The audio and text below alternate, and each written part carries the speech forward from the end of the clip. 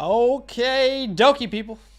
Yeah. How you doing? How you doing? Welcome in. Hopefully you've had a fantastic weekend. Start of your week is, starting off strong, and you're ready Let me tell you something. To do some 2024 rookie drafts. What? Monday's already great. Okay, why? It's just this. Monday's great? Because you can make it great. Because you can make it great. Make Monday great again. Am I right? Thanks for joining us, guys. Let us know who we're hanging out with in the chat. We see ya.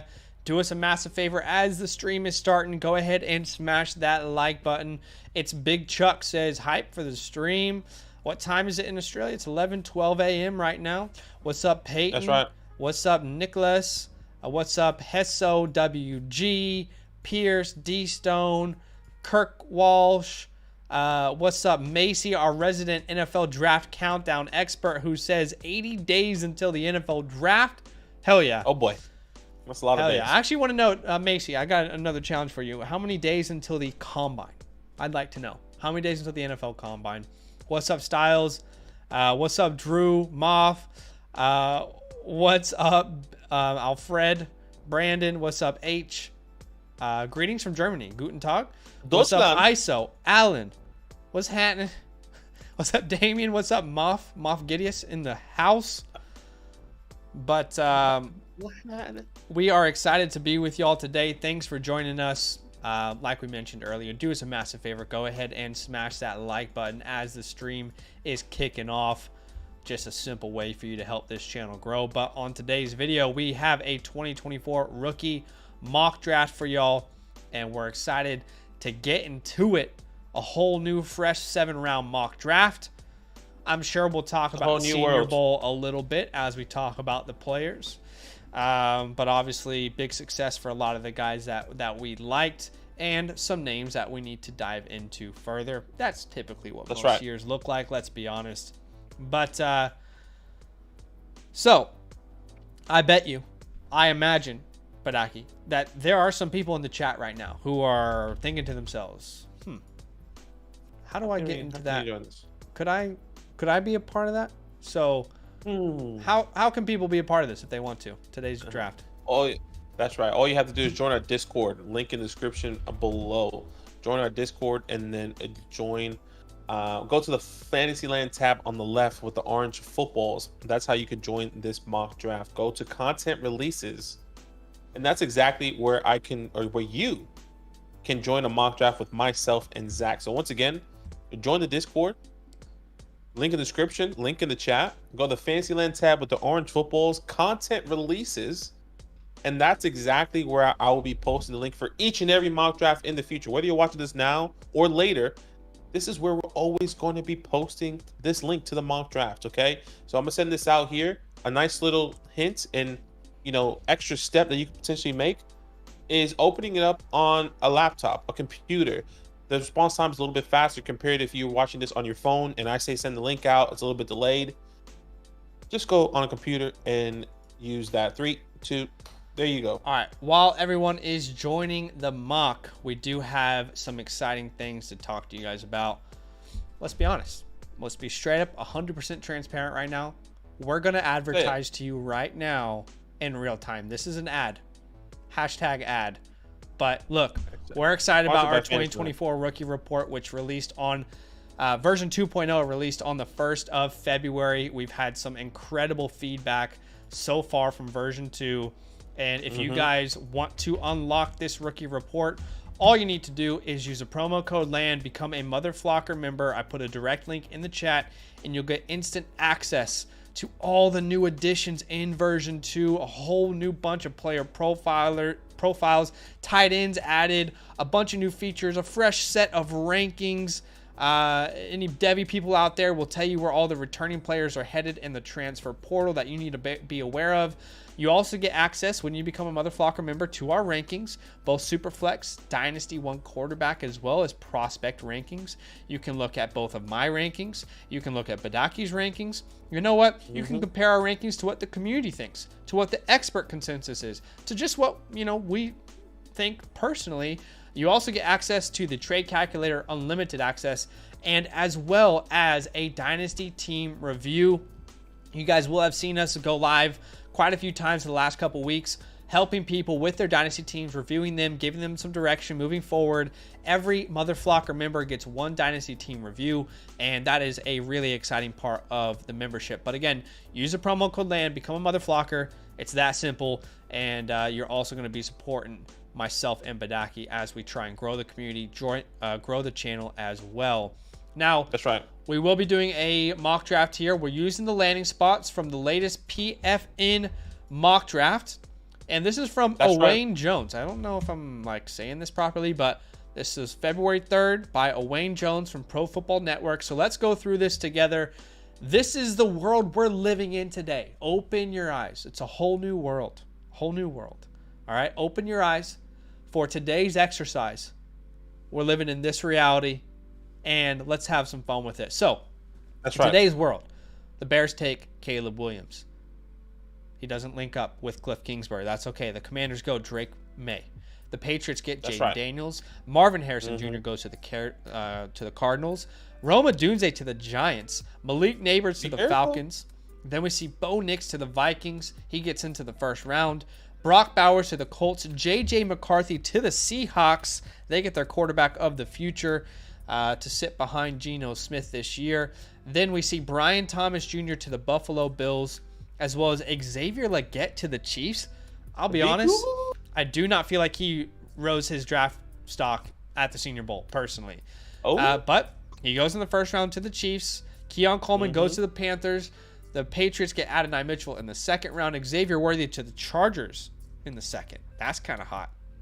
Troy Franklin goes to the Titans. They definitely need a receiver like him. Jalen Polk to the Bears, links up with Caleb Williams. Then Michael Penix goes to the Steelers. He's going to compete for that job from day one. Tez Walker, who might have fallen the most in consensus opinion based off the Senior Bowl, goes to the Eagles. Jonathan Brooks to the Packers. We love to see it. Then Ladd McConkey. Oh, my guy. Ladd, the space creator. If you've been with the channel, you know I love this man. And he's just getting all the love in the world at the Senior Bowl. And I'm glad to see it. And he lands with my Chiefs? Okay. We love to see it. Perfect fit. Jatavion Sanders goes to the Panthers in the third. Then we see Malachi Corley to the Jets. Then we see Roman Wilson to the Bengals, a big standout, if you will, from the Senior Bowl. Johnny Wilson to the Broncos. Trey Benson to the Colts. Why?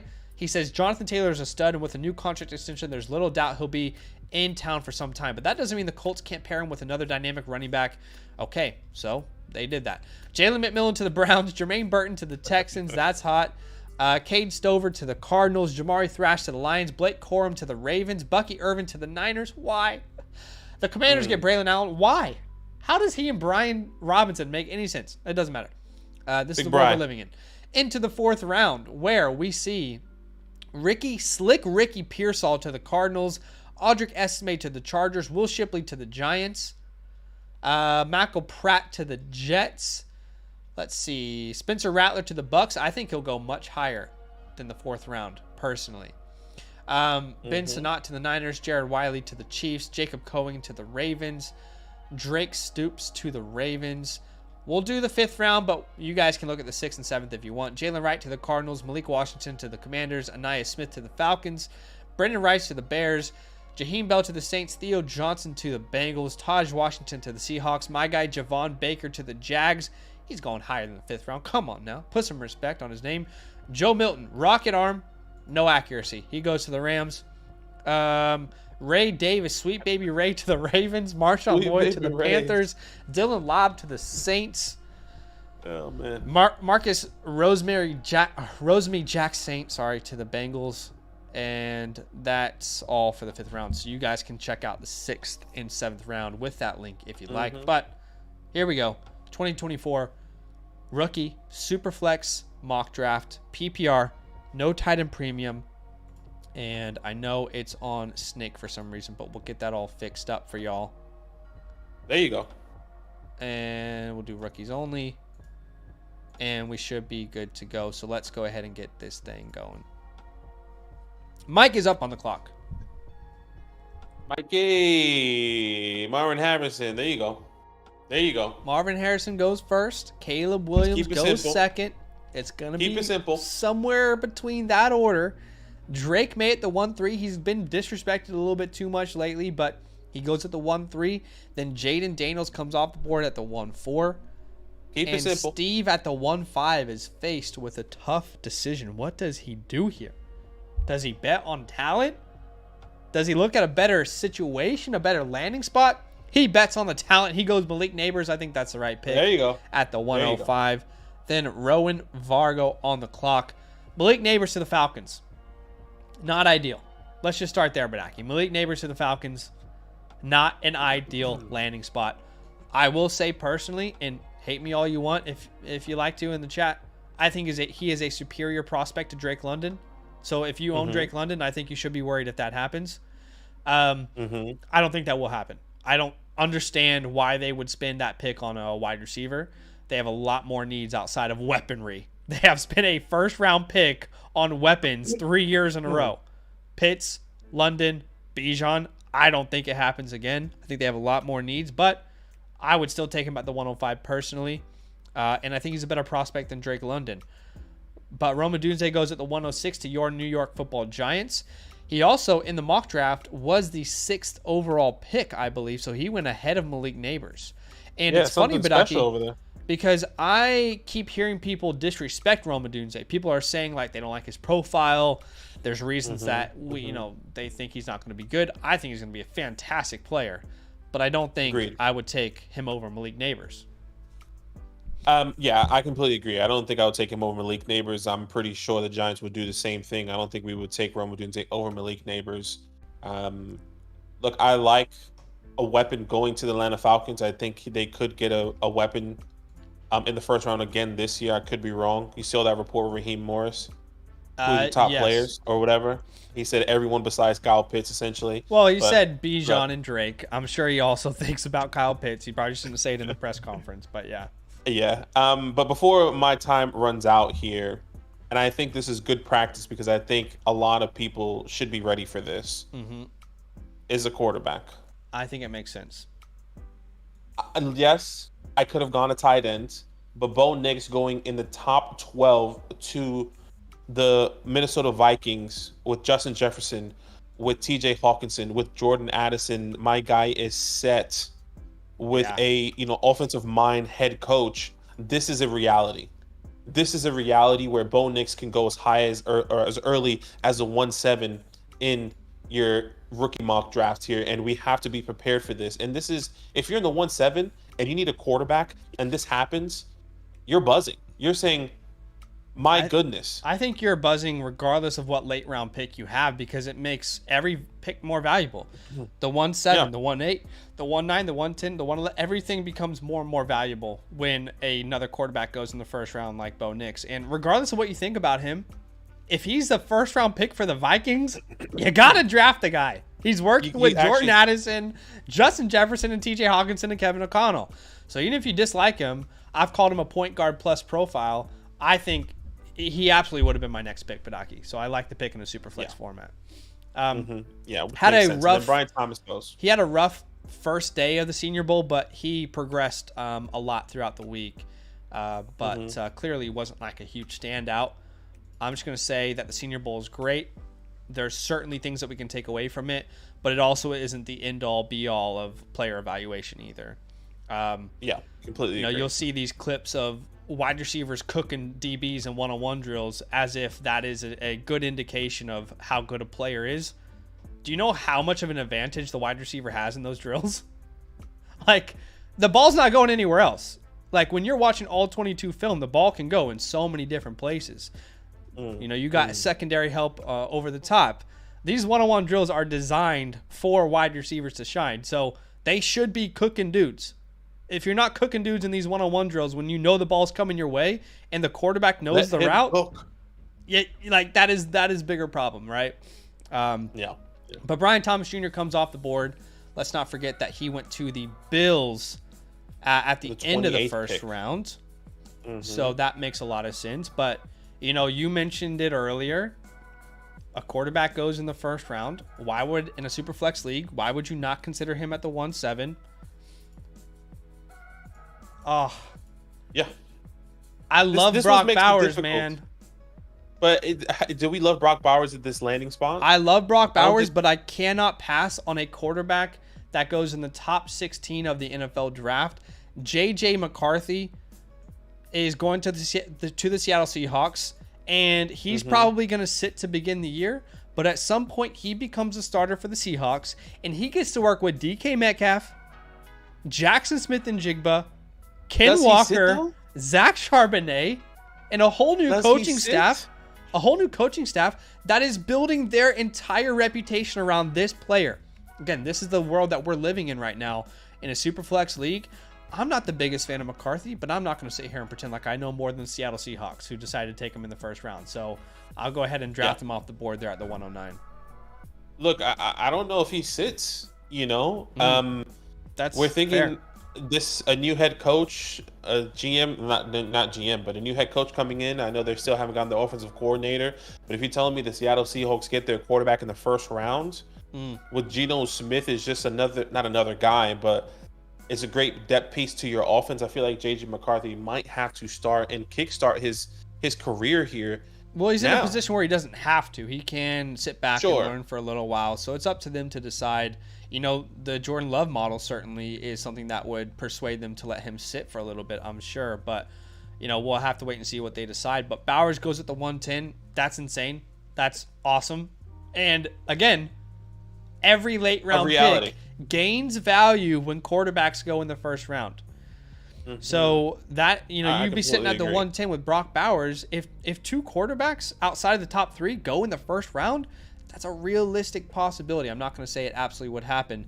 Xavier Worthy, then Troy Franklin come off the board next. Remembering that Xavier Worthy went to the Chargers in the second. That's an awesome landing spot. And Troy Franklin went to the Titans in the second round. So that is something to keep in mind. Back-to-back picks for those guys. Do us a massive favor, guys. That's the end of first round. We'll get into the second round, but go ahead and smash that like button just to show some love. We're going to try and get to 2 mock drafts today. Now, the like goal to get to a second mock draft is going to be 100 likes. We're already halfway there. So if you guys want another chance to be a part of a mock with us, if you want to see another mock draft all together, whole new group of people, then go ahead and smash that like button. We're already halfway to that 100 like goal. Again, do us a favor, hit that like button to show some love. Now, we got to ask the chat. We do this all the time. Who was the best value in the first round?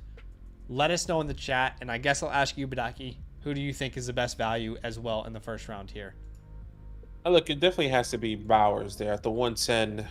It feels really great. I know he falls to the 15th pick, and it's not the most appealing landing spot, and I think that's probably why he does fall. You know, I think if he goes to a landing spot like the Colts, I'm not necessarily sure people are going to love this landing spot, personally. I don't see this happening. Yeah. But, yeah, you have Anthony Richardson, Michael Pittman, Josh Downs. You know, we haven't really seen much success from the tight end position. And to be fair, they haven't drafted a tight end like a Brock Bowers. They haven't had someone like that. But we haven't seen much utilization from that position, which is a little bit concerning in my opinion. But Shane Steichen does have a vast history of utilizing his tight ends. I just don't think he's had a tight end that he could use that way.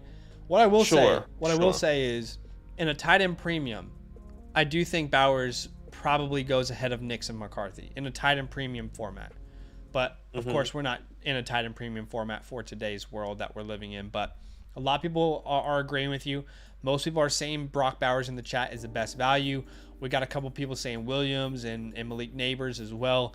So it's good to see the chat live and active and involved in the mock draft. They love it. So let's go ahead and get to that second round then. Again, keep in mind, like goal is 100 likes. If we hit 100 likes, we'll do a second mock draft with you guys. We are only 35 likes away now from 100. So do us a favor. And if you want that second mock, hit that like button. Let's start this second round here. Now that we know these players, Badaki, we can start churning through mock drafts. You know, it's a little bit easier. Yeah, I mean, this is awesome. Instead of, Adonai Mitchell is doing off the all this board. stuff. He went to the Patriots in the second round. That's a player that you and I really like, and that means he would probably be Jaden Daniels' #1 weapon from day one. No question. So I really like that pick there. I think Adonai probably was deserving of at least a look in the first round. Yeah. Space to Phil said, who's your comp for Xavier Worthy? Hollywood Brown, I think, would be both of our comps there. Yeah, we have Hollywood there. Xavier Legette off the board at the 2-2. And he goes in the first round to the Kansas City Chiefs. Now, here's what I'll say. If the Chiefs decide to spend a first-round pick on Xavier Legette, who are we to not draft him in the first round? I will say, I don't personally believe Legette is worthy of a first-round pick in this class. This class is so stacked. I'm not saying he's not a good player, but I don't think he's worthy or going to go in the first round. But this is the world we're living in, and I think that's a great pick at the 2-2. Brooks goes off the board, Benson off the board, then Penix, who went to the Steelers in the second round, and now Rowan's back on the clock. What's the pick that you like the most so far, Badaki? Probably these running backs, no question. Well, actually, I think Xavier Legette is a first round, a first round draft pick here, going at the 2-2. I think it's really, really such a good value at the moment. So Xavier Legette, they're going with the Chiefs. I think there's clear. Lamar McConkey there. I was wondering if he was going to fall. I was like, how is this guy falling? Yeah, I thought that he was going to as well. That hurt my heart a little bit to see him go off the board. But I should be realistic. He probably was never going to fall to me. And that's okay. Yeah. But yes, I like Xavier Legette. I mean, you think about it, there's open opportunity. I mean, that he's your Y, and Lamar McConkey's in the slot with Rashee Rice as an X, or however way you guys want to put it, or the Chiefs wants to put it. Yeah. There's going to be a lot of opportunities for all those players the way I'm envisioning it. All right. Lamar McConkey off the board. I'm on the clock here. Oh, man. Just do it, man. Just do it. I don't know who to do it. Just do it. Just take him. It's time. It's time. No, I'm not going to take him. It's time, bro. Take him. I'm not doing it.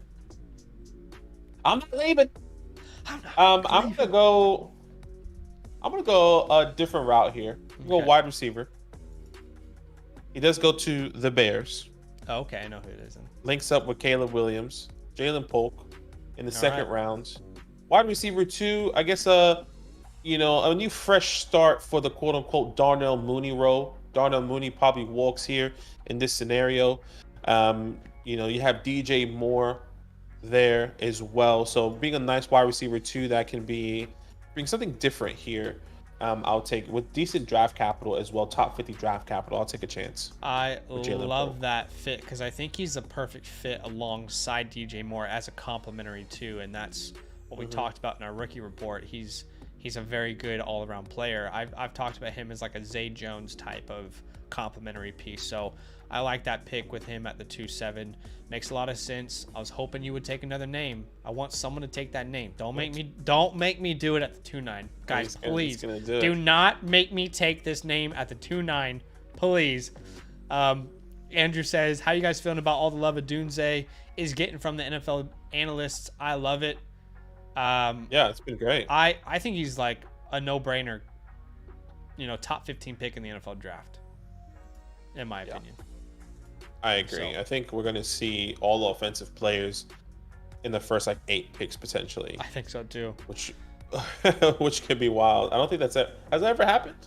I guess I'm sure. But what about maybe not offensive players? I guess you include the offensive linemen. There you go. Take him. There you go. Go ahead. You do it. You be the bigger man. Huh? You're just better than me. You're better than everyone else here. That's why you're gonna take this person.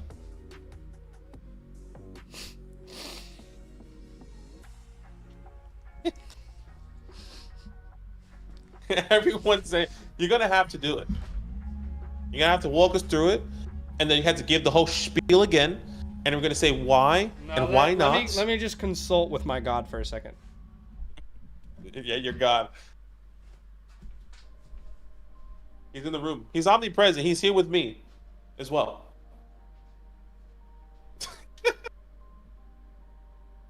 He's so upset that he really doesn't want to do it. It's just a waste of pick. It's not fun. It's not. You don't want to make this pick. But once you guys know who it is, I'm pretty sure you guys know who it is. That's not what you want. You just want to, and especially in mock drafts, you just want to bring excitement. You want to talk a player up. You just can't. I just had to check and see if I would receive forgiveness for my sins. You're always forgiven, brother. All right, so I'm sorry. I have to do it. Why you guys like Keon Coleman? Why don't you guys ever draft him? Damn it! All right, I'm sorry, guys. Please forgive me, for I know not what I do. Keon Coleman comes off the board here at the 2-9. He goes to the Carolina Panthers in the second round, and the landing spot makes no sense. That's a steal. Why would Keon and the Panthers be a good fit? Nobody on the Panthers can separate. Keon Coleman cannot separate. Why? Steal. Who made this mock draft? What's his name? Owen Jones. Why?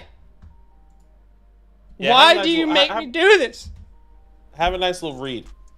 What does he say? What's his blurb say? What does his blurb say? That's a great... Let's see the blurb. Please. He says, the Panthers cannot go in the 24 season with Adam Thielen as their wide receiver 1. They've already wasted a year with Bryce Young. They need to build around him truly. Keon has all the measurables and the production to be the number 1 wide receiver in Carolina. His catch radius and range mean he can bail out a quarterback and create separation with fluid movement. We're trusting this guy? This guy's highlighting Keon Coleman's separation? What are we doing, Owen? I thought I trusted you. Enough. Owen's a fine person. I'm sure he's a great guy. But you're not going to make a mock draft and tell people Keon Coleman can separate to help. Okay. Anyway, it is what it is. Keon Coleman's off the board. Malachi Corley goes at the 210. He went to the Jets. Blake Corum to the 211. He went to the Ravens. Jatavion Sanders went at the 212. He went to the Panthers in the third round. Another player like that cannot separate well. I like Jatavion Sanders. Okay. See, it's not fun when you have to take a player that you God tests really don't his want. best soldiers. Am I right? God tests his true.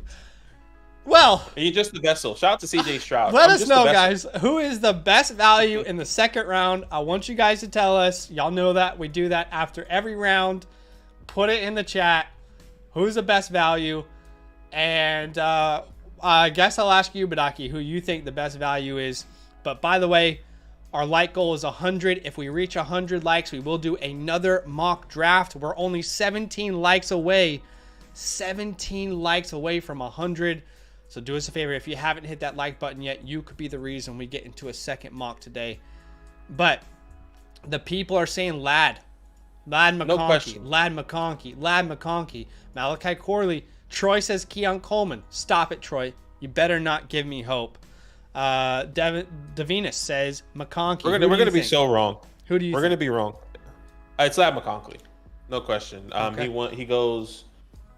I mean, it's a late second round pick, but he lands with the Chiefs, one of the best separators in the draft class, going to Patrick Mahomes, someone that can play the slot wide receiver at the 2-6. I think even with him going as a late second, I think he was worthy of going as early as, the 2-1, right? So yeah, I agree. I think Lad is a good landing spot there. I am kind of slowly starting to realize that most of the community is on the same page with us, that Keon Coleman has some very clear flaws. And I'm also starting to realize, Badaki, that he's no longer like this player that is considered a first-round pick by many people. And I'm realizing I'm probably going to end up with a lot of Keon Coleman somehow. The one guy in this entire class that I was like, I don't agree with consensus. we are trending towards a scenario in which I will have a lot of Keon Coleman on my teams if he's in the second round. That's crazy. I can't believe this is where we are. It is. Welcome home, guys. I mean, the door was always open when we first started. And look at us. It's overflowing with grace here. Look at with Keon Coleman. Look at us. We did get a super chat from Aaron. What's up, my man? He says, I would be so mad if we draft Coleman at 33. Not sold on him at all. I would rather have McConkey at 33. Yeah, I agree, man. I think McConkey would be the better pick. I think there's a lot of names that they could have put at 33 that would have suited the Panthers much better than Keon Coleman. But that is it for the second round. Let's get into the third round where Jermaine Burton goes off the board first. Roman Wilson off the board. He went to the Bengals. I thought that was someone I was considering at the 2-9 along with Blake Corum. So I think that's a really good pick there at the 3-2. And then the fall of Tez Walker begins, right? Yeah, 1,000%. Didn't have the best Senior Bowl. Not somebody that I was significantly high on coming into this draft class. Neither of us were like understanding the hype. No, he's currently my wide receiver 13. I think we've seen a lot of people have him as like a top 4 running back or top 4 wide receiver, excuse me. Yeah. That's just not us. But not to say we don't like the player. Anything can happen. But like we're living in this world, terrible landing spot. I would say one of the worst landing spot for a wide receiver going to the Philadelphia Eagles. Now he does get decent draft capital with the second round pick, but once again, I mean, where is his opportunity going to come? You know, with AJ Brown still being there, Devonta Smith, Dallas Goedert, where does Tez fit in there? So, Alan, it's not that we don't like Tez, by the way. We're not anti-Tez. It's just we're more speaking to a month ago when a lot of people had him as a top 5 wide receiver in this class. We just didn't understand the hype. We didn't understand why people had him as a top 5 wide receiver. He has quite a few flaws to his game. But yeah, he does have like these lanky strides. He's a great deep ball threat. But there were a lot of red flags that we had where we, in a class this good, we couldn't put him anywhere near our top 5. And most people had him inside their top 8 at minimum. So we just didn't understand why people were that high on him. But we liked the player, but we were just speaking relative to the community in general. Now, I think he could become a value at some point if he starts to fall late third round or so, you know, like we could see. But Marshawn Lloyd comes off the board at the 3-4. I do love me some Marshawn Lloyd. He fell all the way to the 5th round to the Panthers. So yeah, I mean, that it is what it is, really. What do you say? And then we see Braylon Allen off the board, who went to the Commanders in the 3rd round.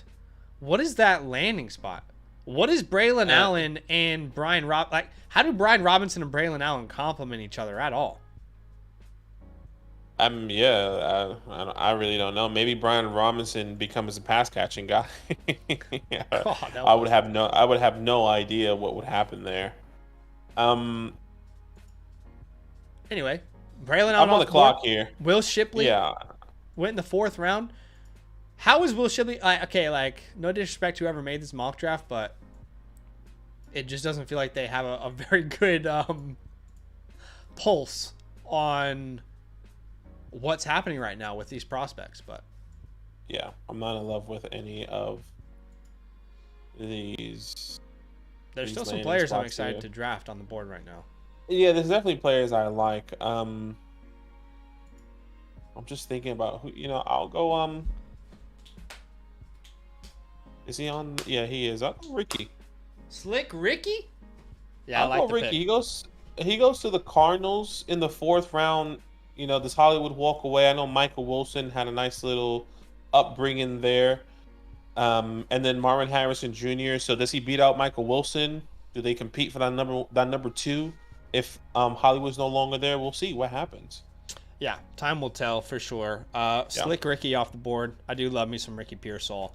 And I don't think he gets out of the 2nd round after his Senior Bowl performance. Oh, personally. Really? Yeah. I don't think so. Okay. I don't think he does. I still have him as a 3rd round type of grade on him. But look, if he goes 2nd, I'll love that too. I mean, I think he's going to go 2nd, and he is someone that will rise in my rankings for V3. for sure, as well as a couple other names, which we'll talk about later. But yeah, Slick Ricky ain't getting out of the second, in my opinion. We'll see. I could be wrong. Yeah. But you know me, I like Slick Ricky. I bought him in the video here, but yeah, you're on the clock. Audric Estimé went off the board. He went in the 4th round to the Chargers. So they said, hey, we got Josh Kelly and Isaiah Spiller. Should we get another one? Yeah. So that's Isaiah Spiller. It's just like the guy, you know, this is actually very much like me. I'll go to a spot where I eat food and they're like, do you want to try something else? And they're like, no, I'll just get what I always get. I know it's good. Let me get a 10-pack of nuggets with sweet and sour sauce every single time. You don't want to try the McCrispy? No. I'll take the nuggets again. No disrespect to the player, obviously, but I'm on the board. And I love Bucky Irving. I absolutely hate him with the 49ers. I actually looked up. Not understand. I looked up how long Christian McCaffrey had on his contract just to like create my own narrative in my head. I was like, you know what? Maybe he's not due to have a free agency to be a free agent until 2026. Okay. Well, that doesn't help, does it? Doesn't help. I am going to make a relatively bold pick. Another player that is, I would say, my guy, Javon Baker. Now, he's not available, but I want people to know that the 309 is Javon Baker. Yeah, this is a player that I've really loved. I talked about him over in V2 of the 2024 Rookie Report. I'll just tell people that is Javon Baker at the 309 so people understand. That's Javon Baker there. I love me some Javon Baker. I want Sleeper to add him, obviously, into the database. And he goes to the Jags in the 5th round.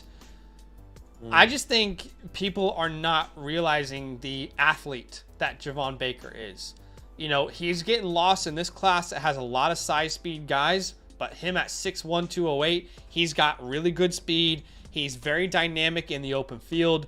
He had 7.2 yak per reception this year, which was 35th amongst wide receivers with 50 targets. He's got a very good release package, good late hands. He caught 9 of 16 contested catches. You know, I wouldn't say his hands are reliable. I should probably take that back because that is one of the concerns I have. But I think he is my Rashee Rice of this year. He is my Rashee Rice of this year. Jermaine Burton is my Jaden Reed, but Javon Baker is my Rashee Rice of this year. Really exciting athlete, not really developed as a route runner, exciting after the catch, some drop issues, but I think if he goes to the right situation, could be very, very exciting player for an NFL franchise. But Bucky Irving goes off the board at the 310. Then who is Jay Williams? Oh, that's supposed to be Jalen Wright. Okay, so Jalen Wright in 311. I like that pick as well. Okay, cool. But yeah, let me see if I don't think I have a graphic for Baker, but I'm pretty sure I have one for Wright, so I can actually add that manually for SLMO there. As you do that, we did get another super chat here from Aaron. Thank you so much, brother. We appreciate you. He says, opinion on Marvin Harrison Jr. at the 101 in a super flex over Caleb. Marvin Harrison is generational, and I have Marvin Harrison as the best player in the draft and Caleb being second. Look, I don't think there's anything wrong with taking Marvin Harrison over Caleb Williams. I think it just depends. It just depends, like, on your grade. And your grade looks like you have Marvin Harrison over Caleb Williams in a super flex league. So I'm more than happy for you to take Marvin Harrison at the 101 personally. I don't think it's egregious either way. I really don't. But you guys know me. Like, I have said from day one that I believe the first 5 picks are fluid. So you're asking me if the first 2 picks are fluid. I think the first 5 are. I wouldn't be surprised if Jaden Daniels somehow ends up in the top 2, or Drake May, or Malik Neighbors, right? You think if Marvin goes to the Patriots and Malik ends up with the Chargers, people aren't going to have that conversation? I have Marvin and Malik both in the same tier in my rankings, and I also have them in the same tier as Caleb Williams. So I think the first 5 picks are more fluid than a lot of people believe, and that's okay if a lot of people disagree with me. Also, friendly reminder that the consensus 105 last year is CJ Stroud. Right? So it's okay to have a different opinion to the rest of the consensus, right? You don't have to have the same opinion as to everyone else. So yeah, I don't think it's egregious to take Marvin at the 101. or Caleb. I really, really think that there is whatever way you want to put it, you can put it. So no, I don't think it's crazy. But I completely agree. that's the end of the third round. I want to know from the chat who they think the best value in the third round is. So why don't you let us know, chat, and tell us who's the best value in the third round here. Any names stand out to you, Badaki? I'll probably have to say Roman. Okay, Roman Wilson. Just because he goes to the Bengals, T. Higgins potentially walking away. That's the wide receiver 2 in the third round with an elite quarterback there. Seems very exciting. And I mean, obviously he's the biggest riser, so maybe that's probably why I'm immediately, geared towards Roman at the moment. But I think the pathway specifically for this landing spot is exciting. And he could potentially be going as a second round pick. Like, do you take Roman Wilson over Keon Coleman with the draft capital or with the landing spot? Like, I would say there's an argument that you probably can. I do think he will be above Keon when the draft comes around in my rankings. Yeah, exactly. So, like, I think that's how high he could have gone as early as a 2-9.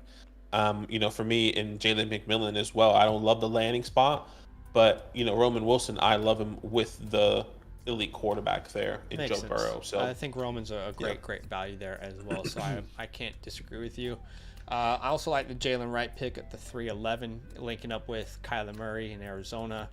I think he actually complements James Conner pretty well, honestly. But just a heads up, guys, we are only 4 likes away from 100. Do us a massive favor. Go ahead and smash that like button. Once we get 100 likes, that is our goal, to do a second mock draft with you guys. So go ahead and like it up to show some love. But let's get into the fourth round here, and let's see what people are thinking as it gets a little bit less exciting the further we go down, I'd say. There goes Johnny. Johnny Wilson. Broncos in the third. Third round to the Broncos. Big tight end that they need, yeah. My opinion really hasn't... Yeah, the tight end they need. My opinion on him really hasn't changed with Senior Bowl. I don't feel like I learned anything new, personally. No. I don't think so either. But, excuse me. I don't think so either. There wasn't incredible, like... I feel like the only massive riser was Roman, and it was just like Roman and that's it. I guess you can put Ladd in that one, but we kind of felt like Ladd was already in that tier. I already with those thought players. Ladd was like one of the better players in the class, but I think everyone like on a national stage saw it. But Yeah, Roman was a exactly. big surprise for me. Yeah, Roman was definitely the biggest, I think, riser out of everyone in the Senior Bowl, to where like it kind of affected a lot of people's rankings within the community. Brendan Rice is a name that a lot of people, I would say, put in that category as like a riser in the Senior Bowl. I wouldn't personally put him in that category for me. I'm not going to say I didn't learn anything new based off his film, but I guess, yeah, that is what I would say. I don't feel like I learned anything new personally.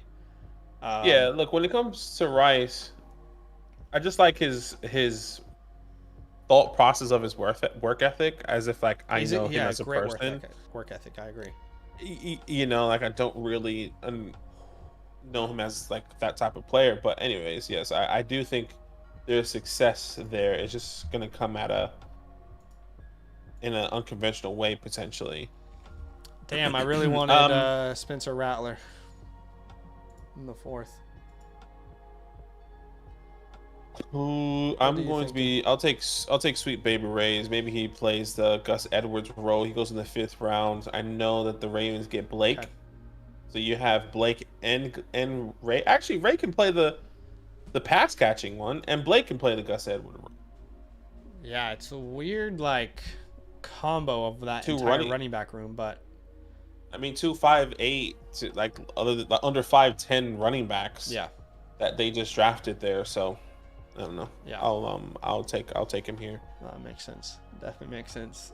Ray Davis off the board. Let's see what Mick does here, because there's a couple names that I'm definitely interested in here and would love to draft. But where did Malik Washington go? in this Malik draft? went to the Commanders in the 5th round. Okay. Cade Stover goes off the board there. And Nick Stove? I am going to take one of my favorite sleeper running backs in the class. Let me tell you, this kid played 4 years of D2 ball, and he dominated in D2. He got 0 scholarship offers from a D1 program after dominating in a D2 school. None. He's already played 4 years of college football. He decides, you know what? I'm going to prove everyone wrong. He walks on at Mizzou. After 4 years of college ball, he walks on at a D1 program. Welcome on. Eventually, he dominates that job, and he becomes the best player that this program has had at the running back position in the last decade at least, at a minimum. I'm going to go ahead and take Cody Schrader here. Now, Cody's not in the database, really? No, he's not. They don't have Cody in here? They don't got Cody, brother. What is Sleeper doing, dog? Well, let me see if I have a graphic for him. I'm pretty sure I have a Cody Schrader graphic, so I'll go ahead and grab him off the board here. And I'll try and do a player that no one really cares about in place of him. But I'll take Cody Schrader. I love me some Cody Schrader. He's the first player in Mizzou history to have 6 straight games of 100-plus rushing yards, including 200 rushing yards versus Arkansas in the season finale. I think he has very good patience. He's kind of like that smashing in the mouth type of running back. Underrated pass catcher. I'm not going to say he's going to be anywhere near as good as this player, but his play style reminds me of Austin Eckler. I don't think he'll be anywhere near as good as Austin Eckler. He's never going to finish as the RB1 in fantasy, right? But the way he plays the game reminds me of Austin Eckler. Austin Eckler light, if you will, a little Jalen Warren to his game. Unfortunately, he's a much older player, and he's probably not going to get great draft capital. But in this world, he went to the Browns in the 6th round, and I think he complements whoever they have there really well. They've been looking for their Kareem Hunt replacement.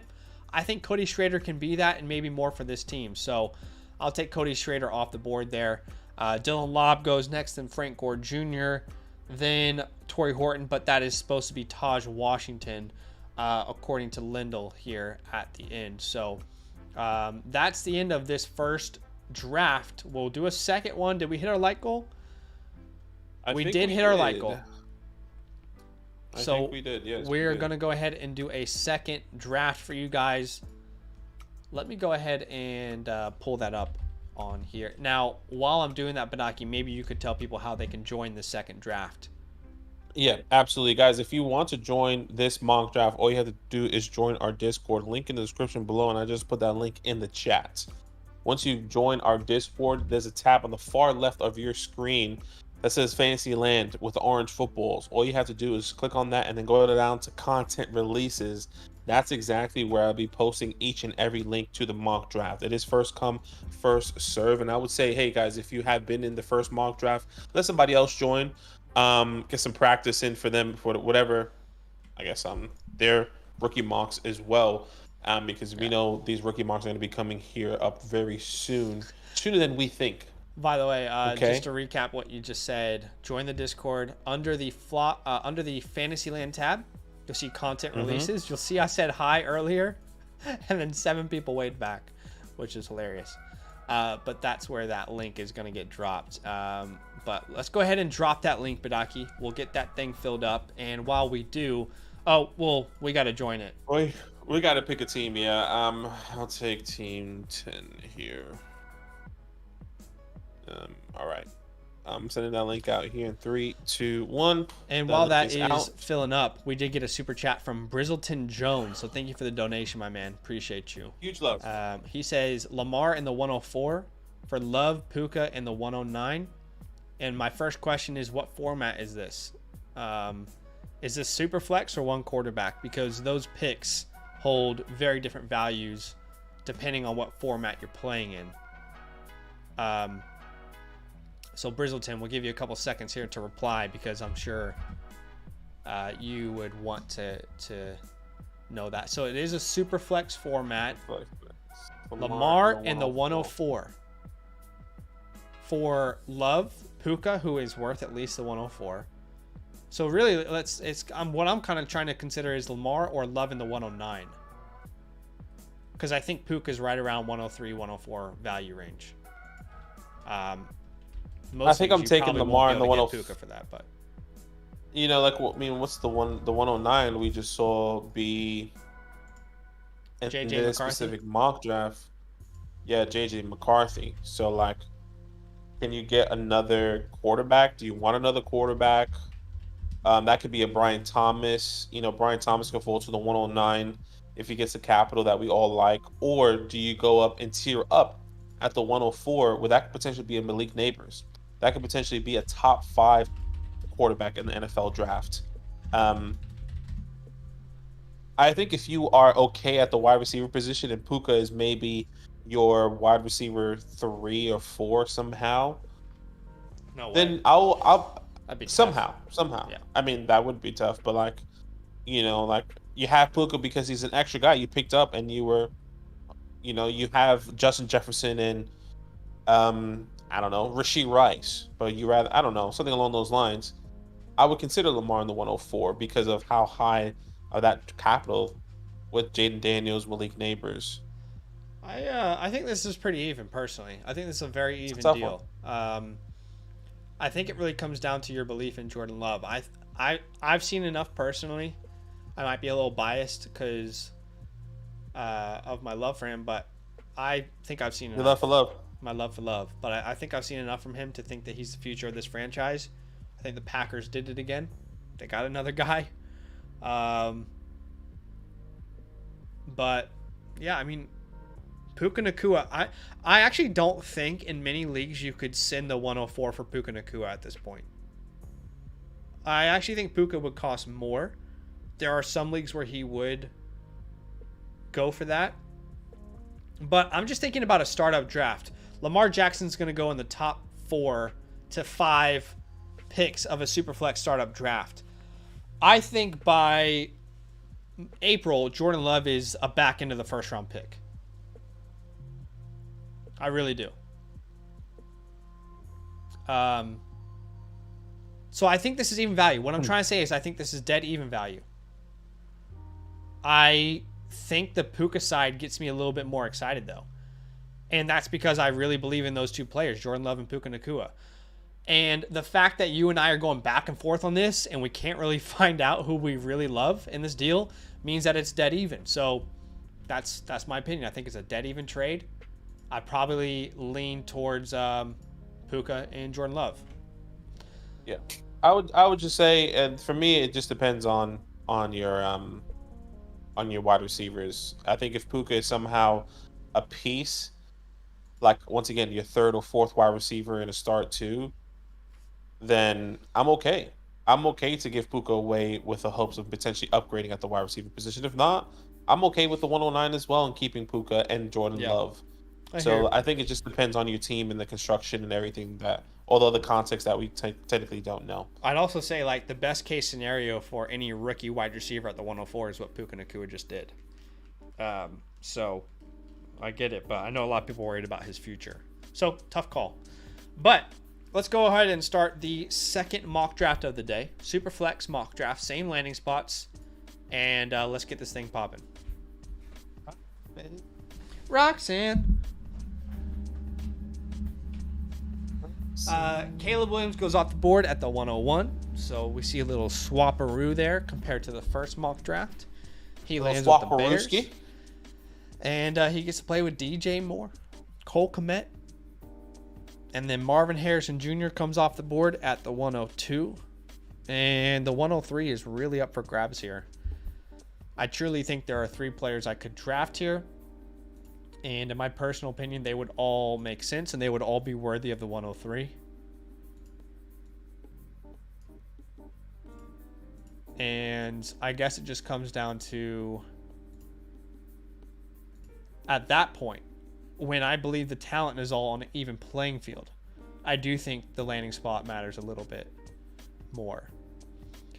And I think the best player set up between these 3 names is Drake May, who gets to play with Jahan Dotson, Terry McLaurin, Cliff Kingsbury. and gets to be the franchise quarterback for the Washington Commanders. So who knows what they do in free agency, by the way. They've got the most cap space. So I'll take Drake May at the 103 there. T. Higgins, welcome. Oh my God. That would be so overboard, but I would love that. Could you imagine T. Higgins, Terry McLaurin, and Jahan Dotson? Malik Neighbors at the 104. I don't want to. Who links up with the Falcons. And then Jaden Daniels at the 105, who is the future of the New England Patriots. And now Dynasty grinds on the clock at the 106. He goes Roma Dunze. And let's see. This is where things get funky. You saw last draft. We had Nix, Thomas, McCarthy, Bowers in that order. But it could have gone a lot of different ways. So let's see what Team Villain does here at the 107 in this. It went back to back. It was quarterback, wide receiver, quarterback, wide receiver, quarterback, wide receiver. You won't continue it, Team Villain. You won't do it. You won't continue the trend. You won't take Keon Coleman. Gosh. Do it. Switch it up. First round pick. Continue it. It's time. It's time to take Keon off the board. Brock Bowers at the 107. Okay, makes sense. Let's pretend this is a tight end premium format then, because I think that would make sense. Right? Sure. Yeah, we can. Let's pretend it's tight end premium. And even in a non-tight end premium, you can make the case, but let's say it is a tight end premium. Would you go Brock at the 106 or Rome? Brock to the Colts, Rome to the Giants. I would go Rome still, even if it wasn't to the Giants. Okay, that makes sense. Falcons, Falcon punch. Brian Thomas off the board at the 108. So no quarterbacks all the way to the 110. Last time around, we had 5 quarterbacks in the first 9 picks. This time around, only 3 in the first 9. I guess I know where you're going then. I mean, I was trying to not pick the same person, genuinely. The thought of Bo Nix going to the Vikings in the first round, being available at the 110, is honestly crazy to me. I took him at the 1-7. There's no way the guy that's about to be throwing balls to Jefferson, Addison, and Hawkinson is available at the 110 in the Superflex League. I wanted something different, but you guys made me. I think you guys made me do it. Awesome value. McCarthy goes at the 111. We'll see what Brian does here at the 112.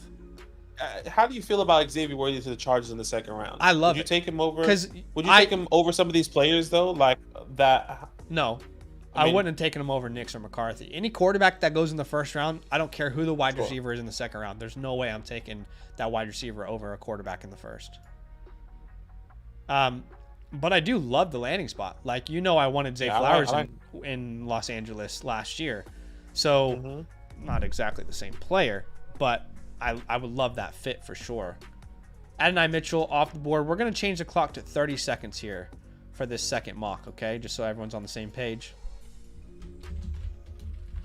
Oh, he took Keon with confidence. All right, there we go. Keon Coleman off the board at the 2-1. Confidence. With some confidence. Confidence, baby. Send us your blurb, Kat. I want to know. Yes.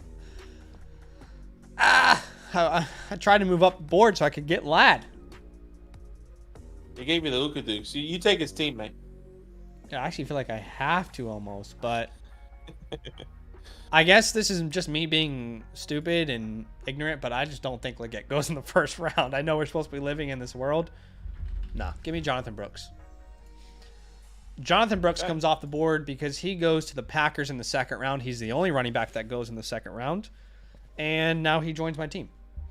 Troy Franklin off the board at the 204. He goes to the Titans in round 2. And now Legette's becoming a pretty good value, I'd say, on the board. Where did he go in the first round? 2-2. Your Chiefs, brother. I meant, sorry, the first mock draft, yeah. Yeah. Michael Penix off the board at the 2-5. He goes to the Steelers. And he's going to compete for that starting job from day one.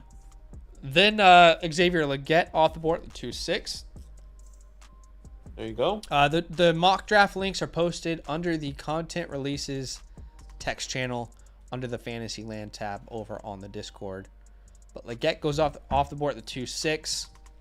I think he probably fell too far if he actually is a first round pick, but I also played a part in allowing him to fall that far. Blake Corum off the board. Then Jalen Polk, who links up with Jaden Daniels, right, in this one? He does link up with Jaden Daniels going to the New England Patriots. I took him at the 2-7 last time. Malachi Corley at the 2-9. He goes to the Jets. I love Malachi Corley being the wide receiver 2 to the Jets. I think that's a decent, it's a cool landing spot. Pick. It makes a lot of sense for him too. Yeah, I think so as well. And you know what? I'll show some love to a guy that I was kind of talking about earlier in the first mock draft, saying that I can see him going as early as a 2-9. That's Roman Wilson. Okay. I like the pathway going to the Cincinnati Bengals, 3rd round. He takes over that quote unquote potentially T. Higgins role. If T. Higgins is no longer there. Not the same player, but yeah. Not the same player, absolutely not. But there's those targets, those opportunities will be there if T. Higgins is not there. So I'll take, and if not, then I guess he kind of plays Trey Benson. I just got sniped 2 rounds in a row. Oh, damn. I thought about him, but I'm just more of like, you know what? I actually really don't dislike the landing spot. I totally would have considered him at the 2-3 if Brooks was not available. And the reason is Jonathan Taylor hasn't been able to stay healthy. And we saw Zach Moss play a really important role for that team last year. So I think there could be more value than people realize. But I'll take Jermaine Burton off the board at the 3-3. He goes to the Texans in the 3rd round. And I think he's kind of the perfect complement to the weapons that they already have there. I think he would play the slot as Tank and what's his nuts are outside, Nico Collins. But yeah, Trey Benson, I don't know, dude. I don't think the Colts landing spot is as bad as I originally perceived it. But obviously it's not ideal because you're not beating out Jonathan Taylor. Yeah, and I think that's the hardest part. You don't beat out Jonathan Taylor, and Jonathan Taylor just gets paid. And you take Trey Benson in the 3rd round, which not that I'm saying he falls to the 3rd round, but I guess that's kind of where I expect him going to the 2nd and or 3rd round. Just don't love the landing spot. I just don't find the success. More of like a Zach Charbonnet type of thought process there. Two good running backs in the backfield. I just realized I actually took Jermaine Burton when I meant to take Jalen McMillan, who went to the Browns in the 3rd. But that's fine. I also like Jermaine Burton. I don't know why in my head those two players matched together for me, but I meant to take Jalen. But that's fine. I'll take Jermaine, and Jalen goes off the board not too far after. Marshawn Lloyd off the board. You know, Marshawn goes to the Panthers in the 5th round. Malik Washington, who goes to the Commanders in the 5th round. All these guys off the board. Let's see what Chef Mike Rowe does here. He goes Will Shipley. And now Nicholas is on the board. And we'll see what he's up to. Give me a second. Ellen's calling me, and I'll make my quick pick here. I'm going to take Slick Rick again. I mean, it's basically an identical draft, but go for it. I love it. Slick Ricky at the 310. That is a great pick. And he would go to Arizona. Do I like him more than Michael Wilson? I don't know. I really don't love this landing spot just because I feel like Michael Wilson and Rondale Moore are going to play a role there alongside Marvin. But I do love this player, Ricky Pearsall. Then we see Jamari Thrash, Sweet Baby Rays off the board, who went to the Ravens in the 5th round. Jamari Thrash is like a fine wide receiver. You know, he's a well-rounded guy, but he just doesn't excite me all that much. See, I told you, I think we're about to see a huge fall for Tez Walker in the community. And now he's available in the 4th round. He's going to become a huge value. He is. It just depends on even like where's the value even with the draft capital though. Like at the moment, yes, he's still getting good draft capital in the 2nd rounds. But like where is the good value then if he goes into the 4th round? I think I currently have him, if I'm not mistaken. Let me just double check where I have him.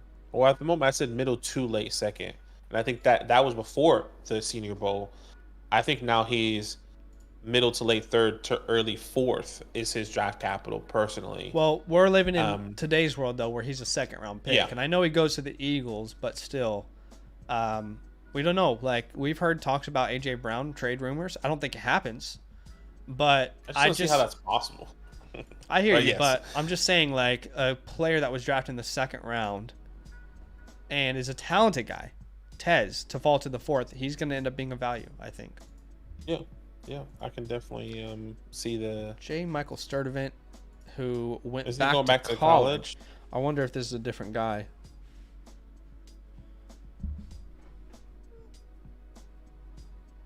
Jacob Cowie goes to the Ravens there. Don't love it. But not someone that rose his stock, but not someone that affected his stock either. I think he might have affected it a little bit, just from the sense of, like, he came in, I think, 3 inches under what he was officially weighed or measured at Arizona. He was 5'11", I believe, at Arizona, and 5'8" officially. It came out 5'8", yeah. I mean, so yeah, I look, think his height is purely definitely from not, like the measurements, and you and I don't judge players based off their size anymore in our process, but I think it would potentially hurt his draft capital slightly. Yeah, we'll definitely have to wait and see what happens. But I know he got injured in the Senior Bowl, so we didn't see too much of him, unfortunately. Yeah. But these things happen. Yeah, these things. Dylan Johnson off the board. Nice little all-around running back from Washington. At the 4-9, he's taking Kamani Vidal, the running back out of Troy. And he says thoughts on him. I don't have a photo for him, but I do know Kamani. I'm not going to sit here and pretend like I've dived into his tape just yet. I can only just speak on my opinion looking at his stats from like an outside perspective. Anytime someone is in a conference that I wouldn't consider like a major conference and doesn't blow me away statistically, I'm typically not like super interested. But what I will say is I do know PFF ranks him quite high. They see a lot in him. He's 5'8", 215 out of Troy, so he played in the Sun Belt Conference. He averaged 5.6 yards per attempt, which is not bad. But, considering the volume that he had, that's really not bad. But still, it's the Sun Belt. I don't know. I haven't dived deep in him. I mean, I don't really know who this person is. I mean, I know he's a running back. Yeah. I just feel like you really, really need to impress me statistically and analytically if you're going to be someone I consider these are some from guys, the Sun Belt or, These are the guys that like I think we're going to have more our eyes on when it comes down to, at least I kind of look at these younger guys or these unknown name guys that I haven't scouted at the NFL Combine, because then I look at their measurables, I can see them all at one place and say, okay. Yeah. I for example, Evan Hall was one. I didn't know who he was, but he stood out because he kept running every single time. I was like, okay, let me go watch him and see what happens. Yeah. And he did get drafted, if I'm not mistaken. He goes to the Colts. It was a little bit unfortunate with the landing spot, but like that's the type of pathways I see for these guys. It's like, okay, the next step in my process is if it's a really big name that everyone's in the community is talking about, I'll have a look. But if not, I'm going to be waiting at the NFL Combine, seeing if these guys can stand out in any way, and then I'll scout them. There's definitely some names that I am due to scout heading into V3. I'll decide if Vidal's going to be on there or not. I mean, I'm not going to say that he's not worth it, but I'll say this: like if he were to get like 5th round draft capital, I would definitely dive deep on him. But if he goes like undrafted or 7th round, I would still look at him, but I don't know. You're right. The Combine's going to be big. I've got the following names that I need to scout for V3: Cornelius Johnson, Taj Washington, Marcus Rosemy, Jack Saint, Dylan Lobb, Jawar Jordan, Rasheen Ali, and Isaac Herendo. But I haven't added Kimani yet, but doesn't mean that he's not worth it. Yeah. But anyway, that's probably going to be it for today, guys. We really do appreciate the love and the support. Do us a massive favor. Go ahead and smash that like button. Such a simple way for you to help support this channel. Thank you for the love. Thank you for the support today. And, exciting news, very exciting news over on the Flock Fantasy website. Version 2.0 of our 2024 rookie report is already out and available for you to download, for you to look at, for you to play around with. If you want to dive deep into this class and really hear our thoughts in depth over there, all you need to do is become a Mother Flocker member with the promo code LAND, and you'll get instant access to this rookie report, which is consistently updating. These are all the updates that we added to V2. Could you imagine, what this thing will look like V3, V4 when the NFL draft is all, done and we're ready to really draft? I think this is going to be such a great resource for people. And we're really excited for people to dive in, and we love the feedback from everyone. You also get our rankings, Superflex, one quarterback, and rookie rankings when you become a Mother Flocker member, as well as unlimited access to the trade calculator, and as well as a Dynasty team review. We have been doing those on the channel. We did them just yesterday. I'll try and show you guys what those look like. Let's see. We go live and we look at people's teams and we try and, give some advice. You can see that's what we're doing in these last couple streams. I think we'll probably be doing this tomorrow night as well. We'll be doing it tomorrow. Team reviews. So everyone who signs up, get your team reviewed to become a Mother Flocker member gets a Dynasty team review.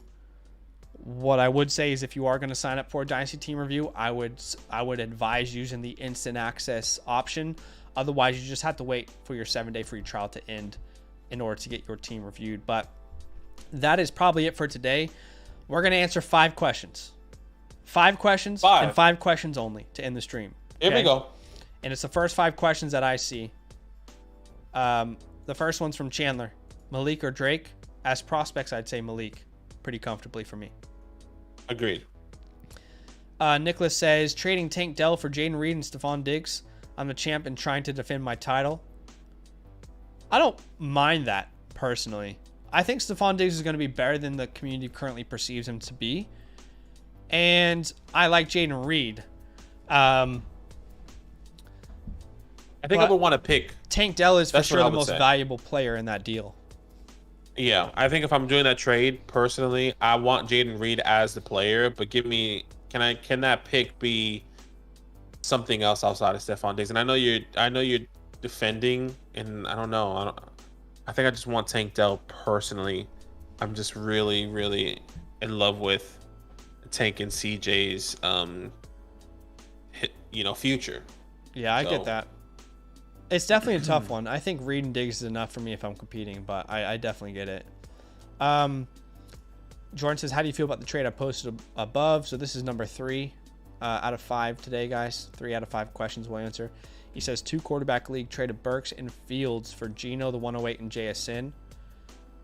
I also have AR as my main guy. I mean, Geno, 108, and JSN wins by a landslide. It's not even close. No question. Yeah. No question. Now, does this win still by a landslide if Justin Fields goes to the Falcons? Yes. For me, yes. Okay. Because I think at the 108, we saw it today. First round quarterbacks could be available at the 108 in this year's draft. Yeah, that makes sense. That definitely makes sense. Otherwise, you're getting Brian Thomas, who we love, Rome Odunze, who we love, Brock Bowers, who we love, Yeah, Treylon Burks definitely could have been something else that would have probably made it a little bit more intriguing. Yeah, and I think Burks is a great buy low right now if you want to just throw a third someone's way, because there is a new offensive coordinator in town. And I'll be honest, it didn't really feel like Mike Vrabel ever really liked Treylon or really wanted to feature him. Am I the only one who got that feeling? Like, even before Hopkins was there, I know Burks was dealing with injuries, but it never even felt like they had an intention to feature Treylon, to really see what he could do with volume. I mean, why would they trade A.J. Brown to then acquire Treylon, personally? Like, that's what he did. That wasn't Vrabel's decision. There's a video of that happening and him being absolutely furious that it happened. True. I just don't think they ever gave him a chance, so... He probably had a little vendetta on Treylon. Probably not his fault. I wouldn't be surprised, honestly. Obviously, Treylon didn't do what we wanted him to do either. But 4 out of 5 question here. He says, it's a Styles. What's up, man? He says, if you were trying to pivot from Olave to a wide receiver of similar production to upgrade at other positions, which wide receivers would you guys go for? The one that I have been suggesting consistently is Rashee Rice, and everyone hates it. Okay. But I'm still going to suggest Rashee Rice. I think if you can get a future first in Rashee or a valuable running back in Rashee, I would do it in a heartbeat. I would also throw out the names of Nico Collins, Brandon Ayuk, Michael Pittman, Tank Dell, JSN, Zay Flowers, T. Higgins, and Drake London. I completely agree. I mean, I know you want I would even say to pivot off of Olave in a respectful way, not saying that he's bad. I even throw DJ Moore out there. I even say you could potentially get I think you can get DJ Moore and more because of how the way community is seeing DJ Moore. I agree. I could be wrong. I'm about to bring out a video on DJ next week, but I would say this. If you can get DJ in a first and send Chris Olave in a second, I think that's awesome. Obviously, depends on where that first is, but a lot of names, and it's not that we don't like Chris Olave. It's just you're stuck with Derek Carr for the foreseeable future. They're committing to this guy. And what if Olave, and I love Olave, you would be hard-pressed to find someone who loves Olave more than me last year. But what if he's stuck in this DJ Moore situation where we're just waiting for the right quarterback for him to really become a superstar? Who knows?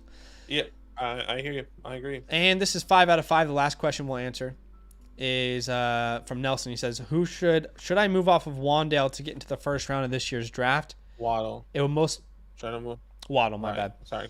It would most likely be the 109. I've decided to tank and have 4 firsts next year. No, just keep Waddle at that point. Just keep Waddle at that point. I mean, he's not an old player. And if you already got first next year, the 109 is not worth Waddle, in my opinion. And you don't want all of your rebuild only in picks, because then you're betting on the class to be good. I would just hold Waddle. Yeah, I would agree. I would hold Waddle. If not, I'm happy to pivot off of Waddle though. Like, yeah, for sure. You know, like kind of similar to what we said all with those the names Olave are the situation. Same. Yeah. All those names are the same. Exactly. Pivot off of them and then get some draft capital so you can still grow with that player like Jalen Waddle. But yeah, completely agree. Yeah, that is it. And we'll answer TDs to end the stream.